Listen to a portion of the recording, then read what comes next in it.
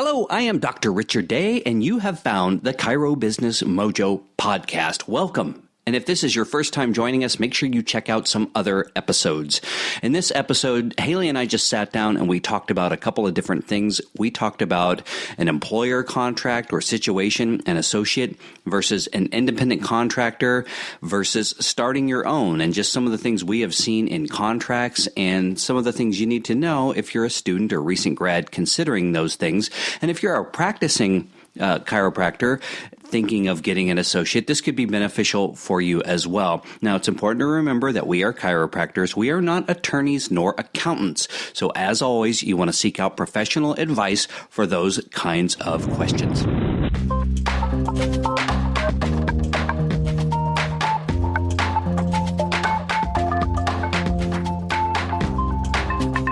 Okay, this is a hot topic. We actually talk about this all the time with students, with people on social media, the differences between an independent contractor and being an associate working. Both of them are going to work in someone else's office, but they're very two different and distinct animals. So today we're going to break that down for you, and let's get it started. Yeah, I can't tell you how many times, well, I can. There were 5 times week before last that a student came into my office. I work at a chiropractic school, and showed me their associate contract, and it was actually an independent contractor contract. Well, no, I'm sorry. It was their independent contractor contract, but it was really an associate employee. So this should be informational for those doctors out there who maybe don't know or doing something that they think is okay, but maybe isn't. And for the students, so that they know what to look out for, what to look for, and so that they truly understand the difference between the two. So let's dive in. Haley, why don't you take me through what an associate position is? Being an associate is being someone's employee. You're going to wear their uniform.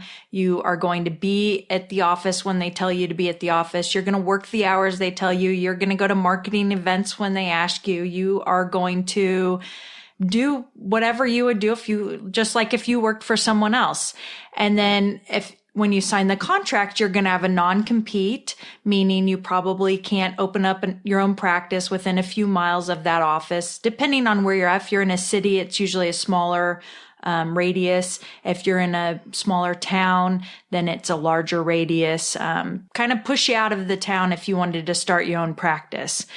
The office also owns the patient files. You can't take those with you when you quit your job, and you will bill under the office tax ID and do everything they ask you. And you might have to treat people the way they ask you even.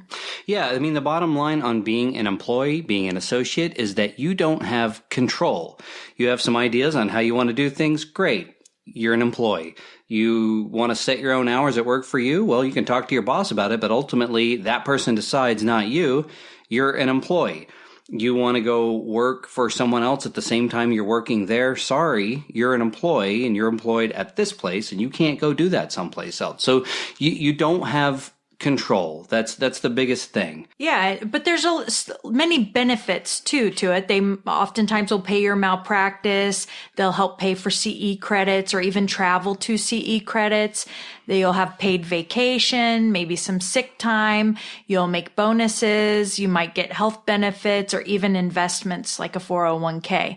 So there's an upside to it. You'll also have a job right out of after graduation, and you'll be making, you could be making a base salary plus a bonus, or you might make a percentage of what you bring in. So that would be determined on how many patients you were given to see or how many you brought in when you started. Yeah, there's a ton of benefits to being an associate. And people will ask me, coming right out of school, should I be an associate? Should I be an independent contractor or whatever? And the answer is the same answer that it is for a lot of things, and that is it depends. Okay, so it depends on a couple of different factors. Do you have enough money in the bank to support yourself if you're going to become an independent contractor and have no paycheck for a while?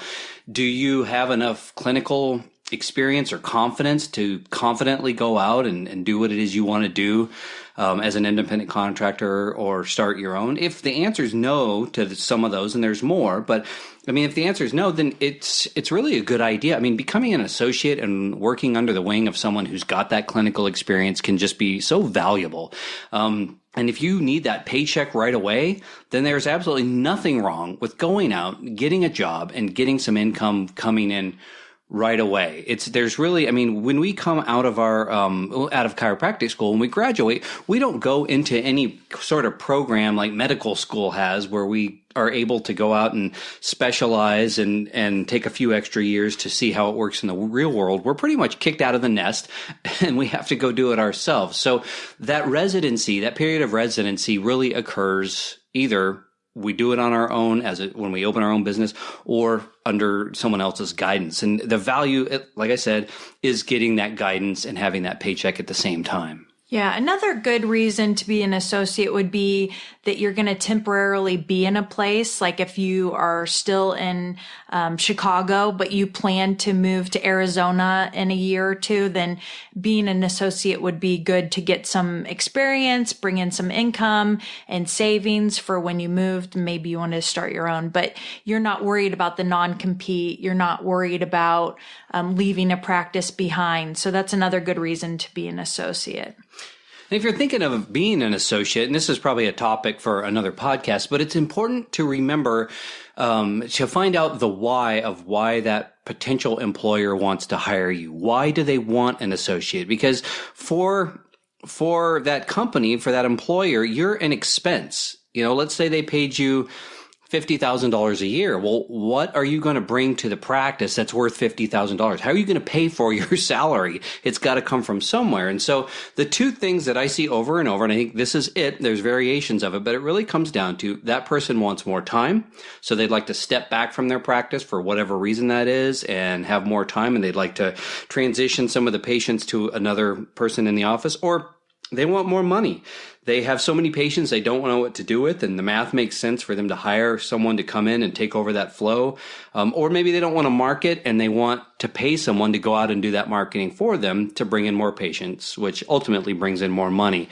So if you're considering getting an associate position, try to figure out what the reasoning is, the why that potential employer has. It's going to help you to answer the question of whether or not you're the right person to work there, if you're best suited towards that particular employer's needs. And make sure it's a good fit for you also to be working in that practice. Make sure that they practice, some similar to the way you want to practice, and they have a similar philosophy, similar practice style, and you're comfortable with the way they approach marketing and sales. All of those things are very important, because you might find yourself in a bad position if it's something you're not used to or you aren't aware of. And know that any contract that you get in, I review a lot. I review probably 3 to 5 contracts a week. Although I'm not an attorney, I don't play one on TV or at all, really. I've seen enough to kind of know what the good parts and the bad parts are. And just about all of them have a clause where either party can get out with or without cause. And what that means is they can give you 30 days notice and say, hey, you're out. And they don't have to give you a reason. By the same token, they might have something in there, 30-day with or without cause, that you can do the same thing. Hey, this isn't working out. I don't like this. I'm going to give you 30 days and I'm out. It may not go 30 days. They might just buy you out of the remainder of the contract, or say, we want you to leave, get your stuff, you're gone. You never know how that's going to work. But as long as you provide that notice, either one of you can get out of it. You're not married to that person forever. And that's built in, because you never know how things are going to go. Yeah, we had a few associates, one at a time in our practice in Colorado. And, that's why we hired an associate, was to take over our practice, to run it the way that we had been running it while we were there, and to maintain the success of the practice by maintaining the systems and the patients that we had coming through there for us. So I guess to summarize an associate, if you're a student or a recent grad, or you're trying to figure things out, is it right for you? Just take a quick inventory of your financial position, where you're at. Do you need money right away, or do you have some saved up enough to get started? Know your why, and know that as an associate, you're going to not have that control. But on the upside, you're going to be gaining that experience and getting that paycheck that you otherwise wouldn't have if you were starting out of the gate. And if you're a practicing chiropractor and you're thinking of bringing in someone to help grow your practice, then you are looking for an associate. not an independent contractor. So I've seen a lot of people get that wrong, that they think they're looking for an independent contractor, but really they're looking for an associate. They want to have someone help build their practice and also fill in for them when they can't be there, that kind of thing. So, they want to start taking Fridays off. And so they want to bring in an employee to cover that extra time and to help them build the practice. So, yeah, recently I had and make sure that you can afford an associate. Because recently I heard a story, some recent graduated, went and got an associate job, and about 3 months in, the employer figured out they couldn't afford to pay the associate's salary. They hadn't done the forecasting, the financial forecasting to figure it out to where the money was going to come from. And I guess they thought that whatever the plan was going to bring in enough money to do all this, and it didn't work. And so the employer came to the associate and was like, hey, we can't pay you anymore. Or, sorry, this didn't work out. And that person was now jobless. So if you're going to hire that person, make sure that you can afford to hire that person. I mean, everybody that you hire is an expense, and you have to be able to cover that salary.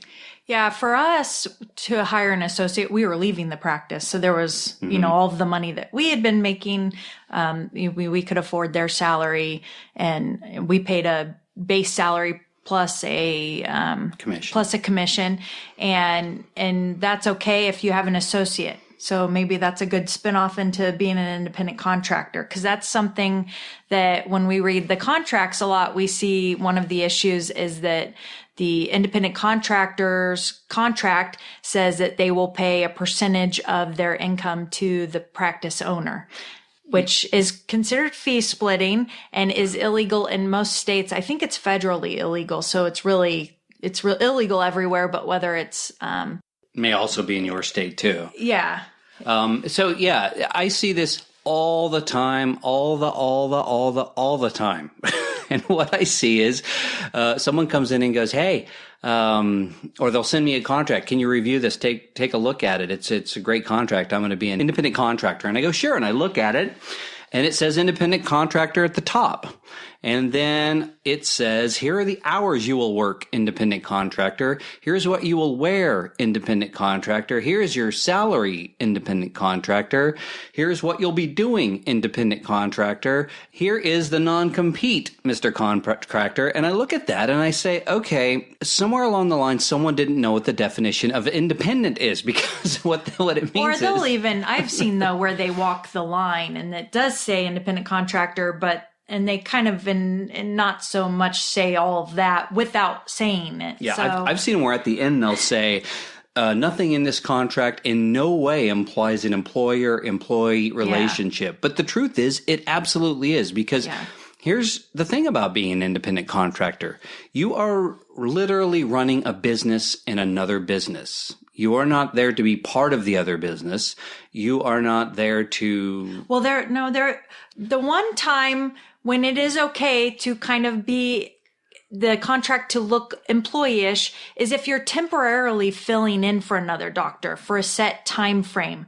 And sometimes this can be called locum tenens or... Yeah, it's recently changed, but it's a fill-in doc. So you would be an independent contractor. You could be asked to wear a uniform for those 60 or 90 days you're there.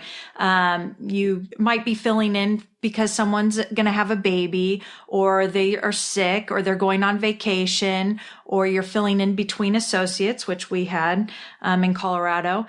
And so it's very similar to an associate, but no non-compete or no benefits. You are your own business. You're coming in to work in their business, and that is one That's true. Contract. Okay, and that's a different...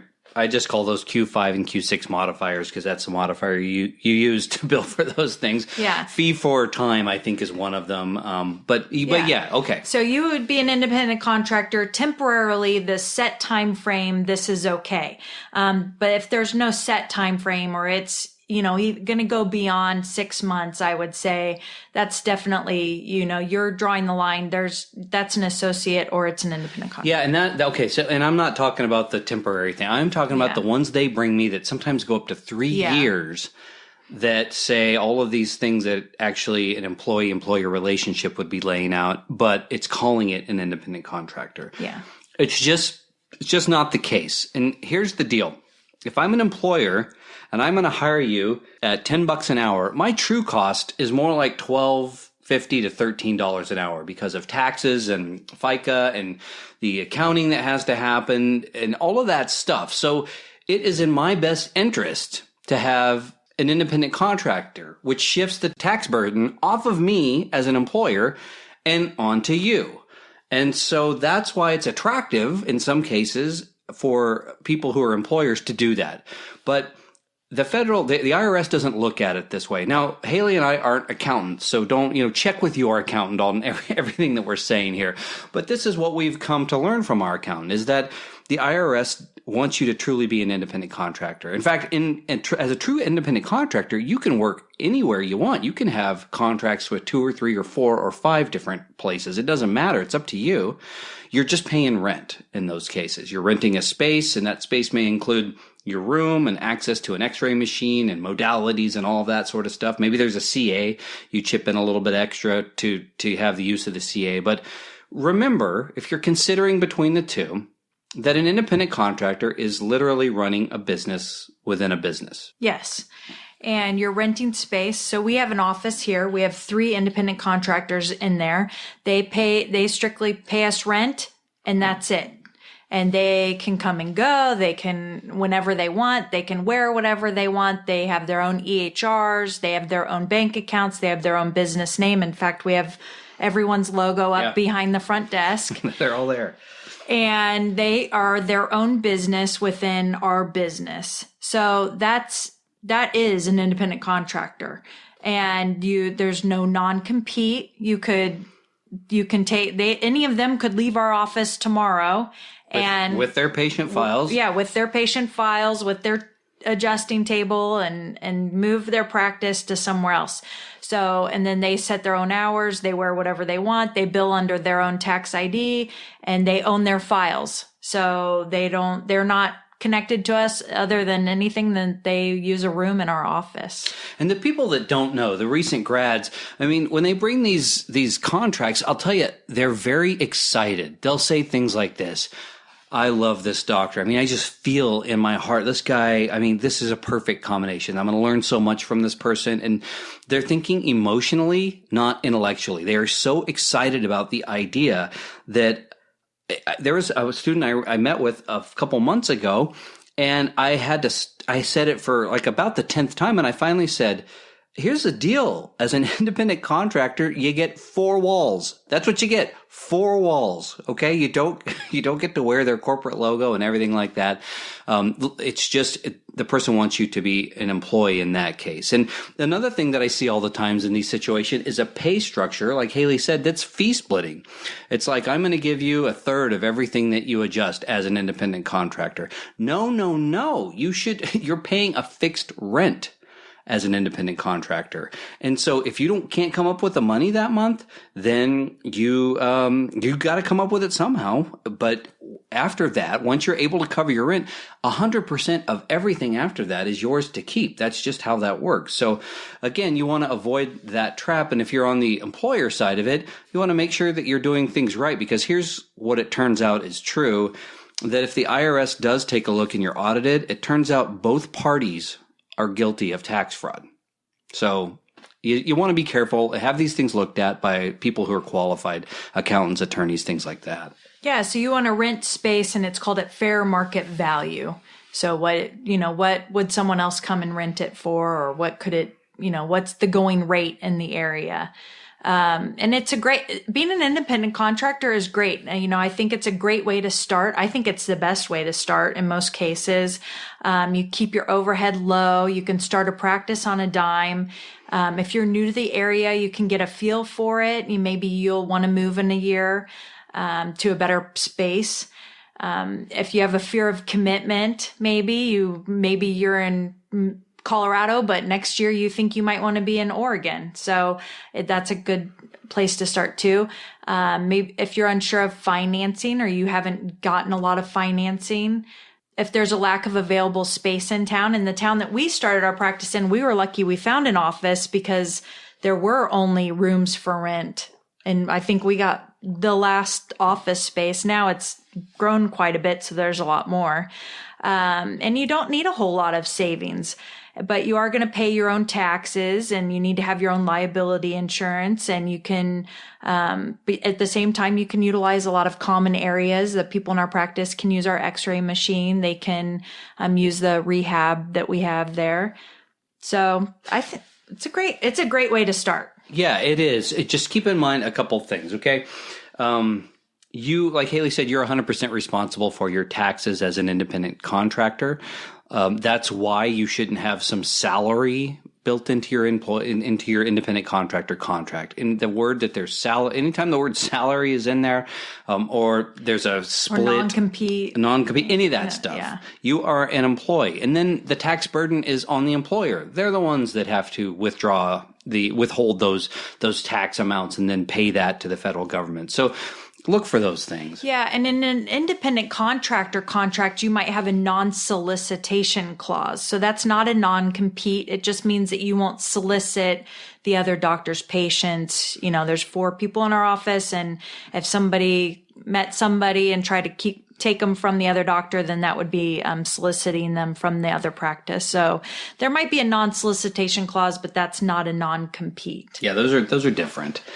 I thought of something else with the associate is that it's important to know that you, as an employee, you can't defer ethical responsibility for care to the boss. So if you are doing things that you think are unethical, or the billing's unethical for what you're doing, that comes down on you. It will not come down on the owner of the practice. And so I think that's something that's important to remember, and that we were, talking about earlier, is that you want to make sure that the practice runs the way you're comfortable working.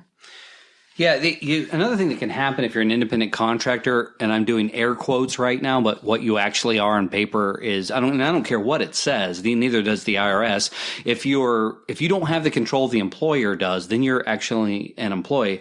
One of the things can happen is that the public can confuse you with an employee. So you are representing a company, except you don't actually work for the company, because you think you're an independent contractor, but you've agreed to go ahead and wear the logo and do the fee splitting type of pay and everything like that. So you essentially are. So that's another thing that happens is I've seen in these contracts where it says independent contractor, and then it's dictating that you will have access to the corporate logo and you will be wearing the uniform and all of that sort of stuff. The patient should at all times know that the independent contractor isn't the same thing as the owner. They're just two separate things. So look out for that as well. There is a form for the IRS it's the SS-8 form, and it delineates the lengthy list of questions to be answered in determining if you're an employee versus an independent contractor. So if you have any questions, there's several different ways to figure that out, but we'll have some links in the blog or in the show notes for this episode. I think it's important to remember, if you're going to be an independent contractor, and now that we've established that you are not going to get paid for that position, you're going to pay rent to have that, and then it's up to you to earn the money. Okay, so let's say you just graduated or you're thinking of doing this. Know that there's not a paycheck coming. There's actually rent that's going to be due. So when I say that, I want you to understand the amount of hard work that has to happen. And we have had this happen in our office. We've had people come in and they sign an independent contractor contract, and then they don't work hard enough to cover the rent. And that can be a problem. You have to understand, when you're opening a business within a business, you have to go out there and do all the exact same hard work that you would be doing if you're opening your own practice. The patients, you're not going to get those overflow patients from the person that you're renting this space from. Yeah, occasionally someone will allow that to happen, but in our practice, we have all different phone numbers, and so there is no overflow to one of the other doctors. But you have to go out. You're starting your own business, and you may not have a whole practice, a big, 2,000 square foot practice to fill, but you need to cover your rent and pay for your EHR and your phone and fax and the other things that you need to run your office. Yeah, you got to hustle and grind. I mean, you're going to have to get your logo designed. You're going to have to get a website, maybe social media presence. You need your own cards, your own phone numbers. You need to go out and book yourself for speaking engagements or maybe spinal screenings or whatever it is, but it's up to you to do all of the heavy lifting. So the downside to that is that you're not going to get that clinical guidance. Maybe the doctor in the office would be willing to help. There's a lot of good docs out there who'll say, hey, I'll help you figure that out. So you might get a little bit of that, but you have to know that, when the rubber meets the road, it's you. It's you doing the work, you generating the patients, and that's a part of it. So if you're not ready to do that or didn't realize that about an independent contractor, know that that's part of the deal. Yeah. And I think, some of the chiropractors in our office will actually work together to have an event in the office, which I think is great because I think, we're all different people. We serve different populations. And I think if you can work together, then you're going to attract different people and both benefit from the event. So what are we leaving out? Is there anything that we left off that we got to get to? I don't know. Okay, so we've mostly talked about independent contractor versus associate, but here's the deal.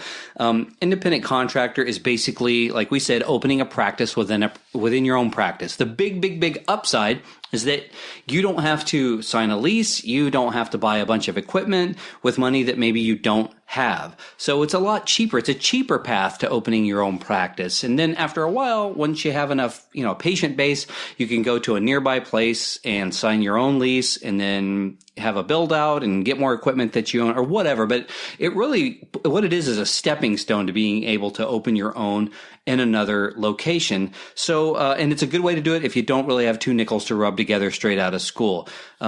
But if you go on and open your own practice and you do have more than two nickels to rub together, then this can be a good idea as well. Because the risk is pretty much the same, right? You're putting yourself out there, you're starting a business from nothing, but maybe you have like $40,000 or $50,000 or something like that can be your nest egg that's going to cover your expenses to get you off the ground and launched and everything like that.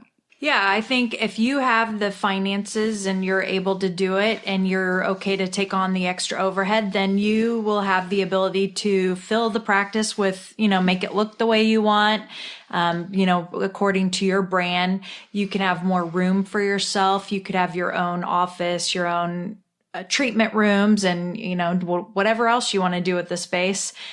So there's a lot of flexibility with your time and resources.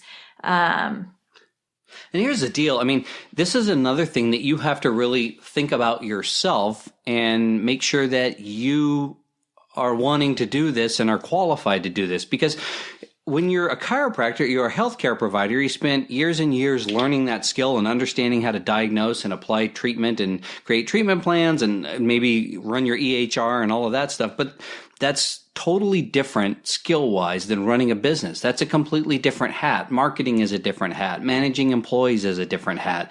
There's more that goes with that. So I think what I see students coming straight out of school is there's just a fear of the unknown. A lot of people, they don't have business experience. They don't have business, they sometimes people haven't even worked for that many other jobs other than Subway or something like that. So they don't have corporate experience. Yeah. I think, and you're going to, if you start your own practice and your own office, then you better be sure that you're going to commit to that area because you're going to sign a 3, 5, or even 10-year lease. Yeah. So know yourself, know thyself. It's a famous saying. You have to, if that's what you're ready to do and you're comfortable doing it, then go ahead. So Haley and I, we opened a practice as soon as we could.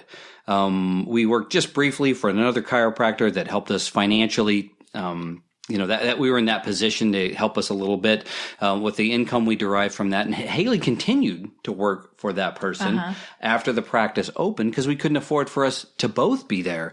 But you have to make sure that, going into chiropractic school, I was fortunate enough to come in and have some other experience under my belt, AT&T, US Bank, a few corporate jobs. So I had managed and things like that. So I knew I had the business skill set to do that. I was ready to just apply that to chiropractic, but that's not the case with other people. And there's a very well-founded fear of failure with wanting to go out and hopefully not bite off more than you can chew.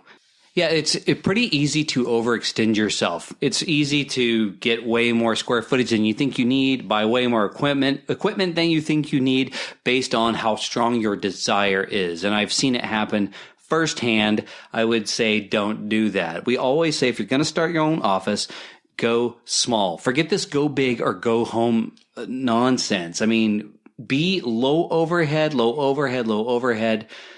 Yeah, I had an Instagram post that I made that said, going all in doesn't mean spending all your money. Yeah. So you can go all in, but be conservative with your money. When we were starting our practice, we always said, this is version 1.0, and we didn't love the front desk or we didn't love our desks in our office, but it was version 1.0. We always knew there would be a 2.0, a 3.0, and we're not done yet. So I think you have to keep in mind what is right for you right now, what is good for your vision right now, and maybe not your 5-year vision, because I think sometimes they can be different. And I know a story of a chiropractor that didn't have enough money for a build out, so he put up sheets and just told everyone it's kind of a work in progress. So, come on back, here's my table. And as soon as he had the money, he started putting up walls, and he was a wall at a time. Yeah. But he did it and it worked, and he was smart about it. And I think that that's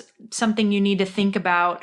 When we were in practice, Rich and we had the money. We could have both started in our practice together, but we felt it was smarter for me to work for the other chiropractor that we had been working with, and to bring in some extra income to help, just help so with our nerves and with the practice getting started, and us figuring out what our hours were going to be, what our days were going to be, and how well it was going to go off from the beginning. Yeah, here's the deal. I mean, we started our practice in 2009. And if you can remember it was at the beginning of 2009 to the end of 2008, this was the beginning of one of the worst financial periods that this country has ever seen. The worst that either of us have ever seen in our lifetimes. And so we're like, oh, this is great. How wonderful. We graduate, we open our practice, and the worst economy that we have ever seen is the gift that we got right out the door. And so we weren't interested in building our special barnwood front desk at that moment. We were interested in keeping every nickel that we had so that we would not go out of business. Now, there's a side of me that says, yeah, that's the scarcity mindset. Why were you stuck in the scarcity mindset? Well, because it was very unknown. It wasn't a regular time like any other. And we wanted to try to guarantee that we would live, so to speak, as a company long enough to see the next month and then the next month and the next month. And in fact, there was a time, was it like a year after we opened, where we couldn't make rent? Yeah, about a year. And we had to write our landlord and say, I'm sorry, we don't have the money to pay you. And when I wrote that letter, I also included my 6-month plan to pay them back and how we were going to change things. And that never happened again. No, we actually paid them over the next 3 years. I think we paid half the rent and we split the rest of it between the next 3 months, and we were totally fine. Yeah. And we, that was kind of, I think after the first year, all of your marketing really starts taking off. Yeah. And everything, all of the roots that we had been putting down were starting to come in, and it ended up being not a big deal. But we took it seriously, and I think, but we didn't let it debilitate us. No. I think it could have been easily hard. It could have been easy to let it affect us. We had patients whose both the mom and dad were losing their jobs. Everyone was kind of moving out of the town. It had been an expensive place to live. And so I think it was good that we did what we needed to, and we didn't max credit cards or anything like that. We did what we needed, and we kept going. Yeah. So we got through it, but I just want I tell the story because I want you to understand that we were very, very careful and very, very diligent and tried to make really, really good choices. And we still had a month where we couldn't pay our bills. Now, granted, these were extreme times, and that's not the way the economy is right now, but people can still fail. They can still go out and overextend themselves. They can get way too a lot more square footage than they actually needed. And sometimes this can be because a coach told them to, or a mentorship, a practice management group. They can come and say, hey, this is how it's going to be. You're going to be huge. Don't think small. That's loser talk. And then they go out and overextend and things don't go the way that they had hoped. So just be realistic about that. Yeah. And it's a long game. I say that a lot. Yeah. I think you have to realize that it's a long game. And if you are making a decision now that's going to